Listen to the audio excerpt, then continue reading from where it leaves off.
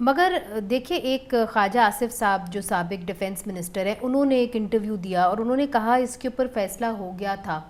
کہ جو عبد المالک صاحب ہیں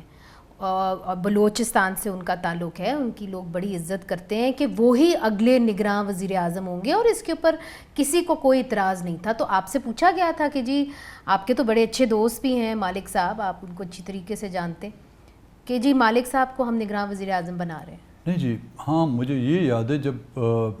پہلی میٹنگ ہوئی تھی اس میں اکثر لوگ زوم پہ تھے، میں بھی ورڈ میں تھا گاؤں میں، تو ہم نے کوئی نام نہیں دیا۔ ڈاکٹر عبد المالک کی پارٹی کی طرف سے ایک نام آیا تھا، شکیل بلوچ جو ہائی کورٹ کے سابقہ جج رہ چکے ہیں، ان کا نام آیا تھا، ان کی طرف سے یہ نام آیا۔ اب خواجہ آصف کو نام کس کی طرف سے آیا تھا یا کس نے وہ نام دیا، وہ ہماری ان میٹنگوں میں زیر بحث نہیں آیا۔ اور دوسری بڑی بات، ڈاکٹر مالک صاحب بھی ہمارے لیے قابل احترام ہے، وہ ایک پارٹی کے ہیڈ ہیں اور وہ خود بھی میرے خیال میں الیکشن لڑنا چاہیں گے۔ اگر الیکشن ہوئے تو وہ ظاہر ہے وہ خود کینڈیڈیٹ بھی ہوں گے، چاہے پروونشل سے ہوں نیشنل سے ہوں، تو یہ خود بھی حیرانی کی بات ہے کہ وہ پارٹی کو چھوڑ کر اور اپنی الیکشن کمپین کو چھوڑ کر وہ کس طرح نگراں وزیر اعظم بنیں گے۔ آپ نے کہا کہ اگر الیکشن ہوئے،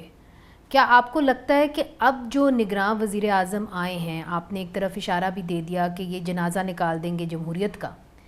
اس کا کیا مطلب ہے کہ آپ کو یہ سائنز نظر آ رہے ہیں کہ الیکشنز ہوں گے نہیں؟ نظام الیکشن ایز پر کانسٹیٹیوشن اگر وقت مقرر سے پہلے ڈیزالو ہو جاتی ہے اسمبلی تو 90 ڈیز جی، یا تو 60 ڈیز نا، 90 ڈیز ہم میکسیمم بھی جس دن سے اسمبلی ڈیزالو ہوئی ہیں وہ آپ کی نومبر آتا ہے، لیکن میں نے خود لیڈر آف دا اپوزیشن کی اور حکمران سابقہ حکمران کو کہیں وہ تو فیبرری کا نام دے رہے ہیں، تو ہم کانسٹیٹیوشن کو تو عبور کر گئے نا جی، وہ ہم کہتے ہیں نا اس کو تو رون ڈالا ہم نے۔ مگر دیکھیے نا، اب فیبروری کے اندر تو الیکشنز ان کو کرنے پڑیں گے چونکہ مارچ کے اندر جو ہے سینٹ الیکشنز ہوں گے، تو وہ الیکٹرل کالج خالی تو نہیں چھوڑا جا سکتا۔ تو آپ کو نہیں لگتا کہ اگر نومبر میں الیکشنز نہ ہوں اور حلقہ بندیاں ایک بہانہ بھی بن جائے تو پھر فیبروری میں الیکشنز ہو جائیں گے؟ If there is a will, there is a way. یہاں پہ راستے نکل جاتے ہیں، اور ہم کانسٹیٹیوشن کی کتاب کو ہم دیکھتے ہیں تو بلوچستان والے جو ہم اپنے آپ کو محروم سمجھتے ہیں نا، مجھے تو سب سے زیادہ یہ محروم و مظلوم یہاں کا کانسٹیٹیوشن دکھتا ہے۔ نہ اس کو ڈکٹیٹروں نے بخشا ہے، نہ ہی یہاں پہ ڈیموکریٹک فورسز نے اس کو بخشا ہے۔ تو